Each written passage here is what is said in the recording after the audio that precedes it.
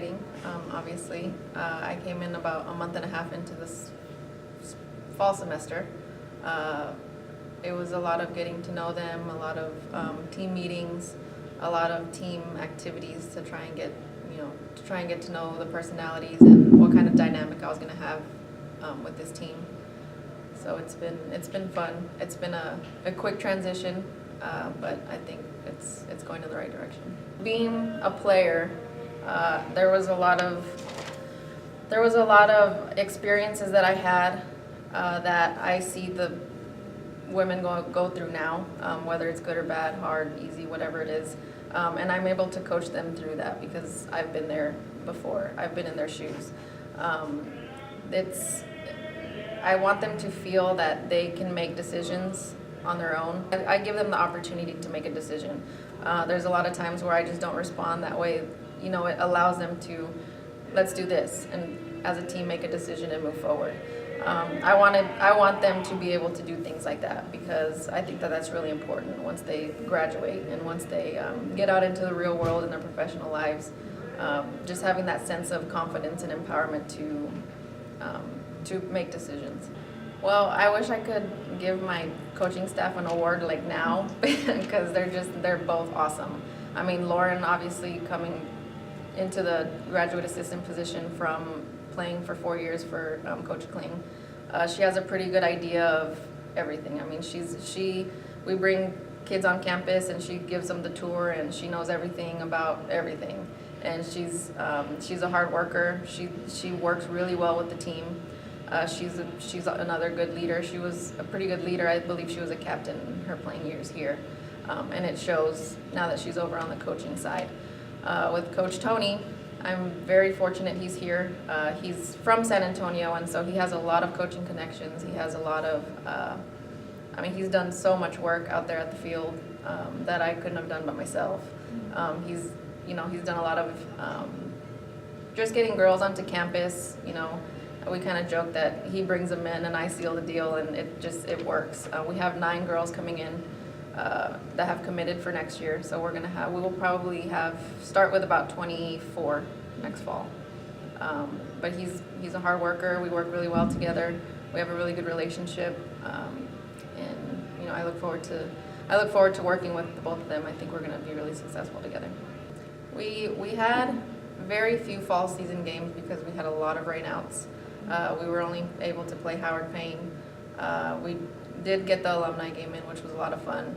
We got probably about 20 alumni in, and that was really neat to see the former players connect with the current players. I think it gave our current players an idea of, that the former players had a really good time here. They enjoyed their time. They were able to talk with them and kind of share some of their stories and things like that. And I think it gave our players now something to look forward to.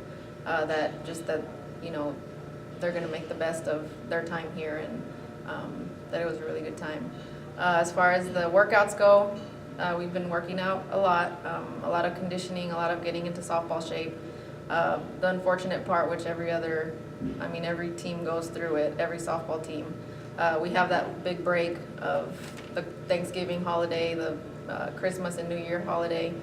So it gives them a lot of time on their own to where they have to, kind of keep themselves and each other accountable for staying in shape and doing what they're supposed to. That way we can hit the ground running come spring. My expectations are obviously to be higher, to finish higher. We're going to be seeing a lot of really good competition. I think the Cowtown Classic in February, we start February 8th. That is going to be a pretty big tell of where we are, what we need to do to improve as a team. We will see a lot of top 25 NAIA teams at the tournament. Most of them are from out of state, and so I think that's going to be a really good opportunity for us to just see some good competition, play against the best in our division, and that will show us how far we've come from the fall and how much further we need to be to get into the top rankings. So for our preseason games, we will be playing Trinity. I was able to see them a little bit in the fall. They're always pretty strong. I think that along with the teams that we're playing at the Cowtown, is going to be Like I said, it's going to prepare us to what we're going to expect in conference. Trinity, she always has a pretty strong offensive team. I think that's going to be great for our pitchers. It's going to be challenging. We have 3 pitchers and 1 sophomore, 2 freshman pitchers, and I think that's going to be a good challenge for them to play against Trinity and Southwestern. They both have pretty big bats, and I think it's going to show. It's going to show our pitchers the talent that they have and the skill that they're going to bring and the potential they're going to have throughout the season. I know LSUA was the co-conference champions with us, with Our Lady of the Lake. They have a lot of returners, so they're going to be strong. UHV was ranked for the preseason poll as number 1. They're probably going to be our biggest competition. They have some very good returning pitchers. They're always pretty good offensively. And then Texarkana, Coach Stone, she recruits a lot of JUCO players, so she has players that come in with 2 years of experience already. I think Texarkana will probably be our biggest competition in conference. We'll close out our home series with them in April. So for our returners, we have 5 returners coming into the spring. Our biggest, the one that's going to have one of the biggest impacts, I think, is Sierra Martinez. She's a sophomore pitcher.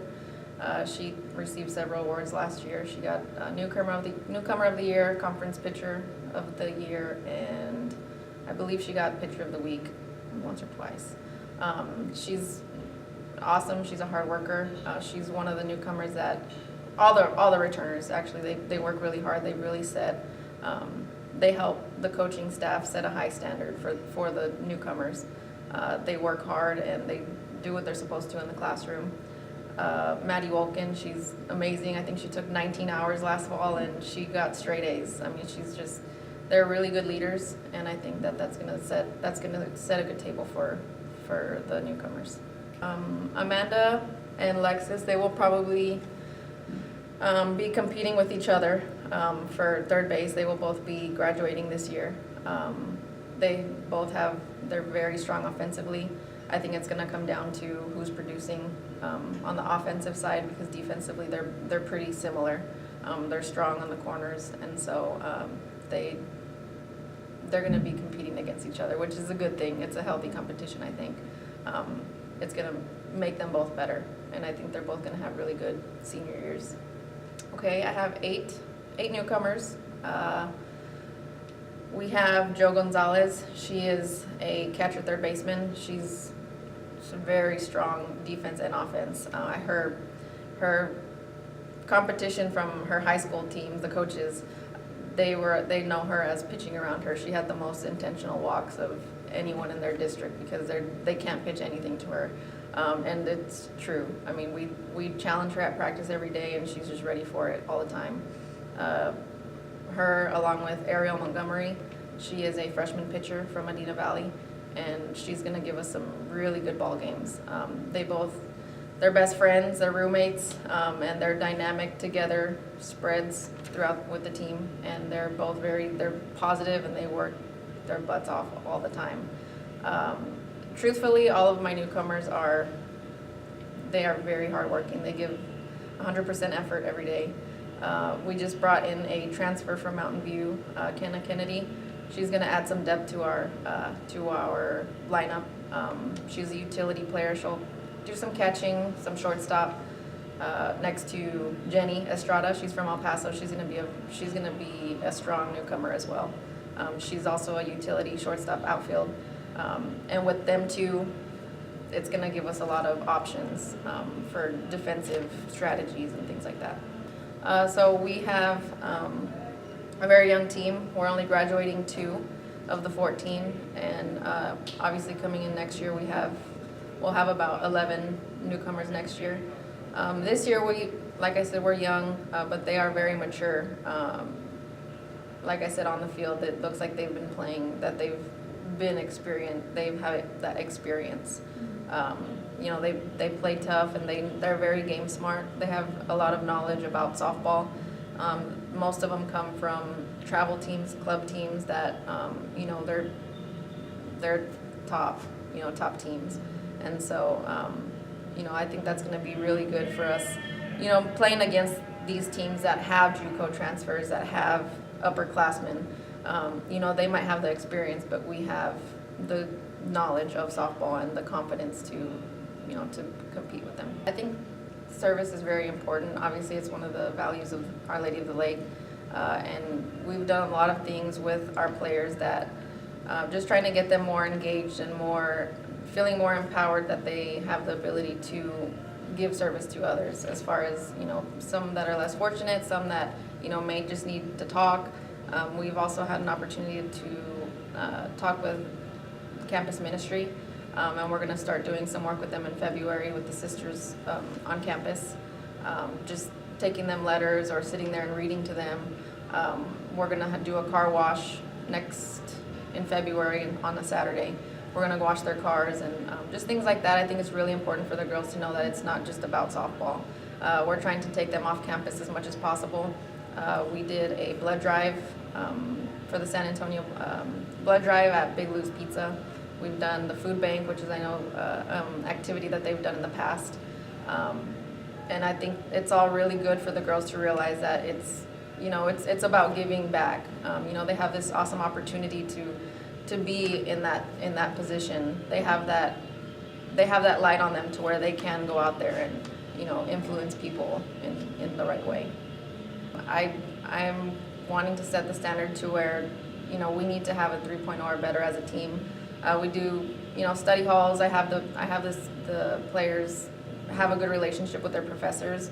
I have them introduce themselves on the first day of class in the first 2 rows, just so the professors know who they are, not just because they're a softball player, but it's easier for professors to communicate with the student and for the student to understand in class when they have a relationship with their professor.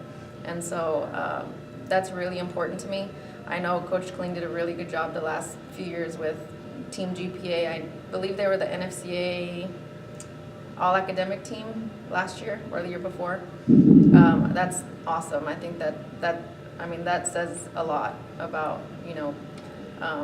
the culture here of the school in athletics. Grades are important, if not the most important, obviously over softball, over anything. And so I want to put them on the path to do good in class so they can move on after they graduate. I think that one of our biggest platforms that we have right now is obviously social media. Our sport information staff does a great job in promoting games and putting out our schedules and times and things like that. The student athletes as well, they're always tweeting about their games, what time to come out and support. Obviously our field is right across the street from the dorm, so it's walking distance for students to walk over. And faculty and staff, I think they've been very supportive. They're very easy to get along with. They've already asked for schedules, and I think that our families, the families of our players, have also been very engaging and supportive with the team. Coming next year, we also have 8 girls from San Antonio. So I think that's also gonna bring opportunity to bring a lot of people on campus and to bring, to continue bringing a lot of fans to come out and watch our games.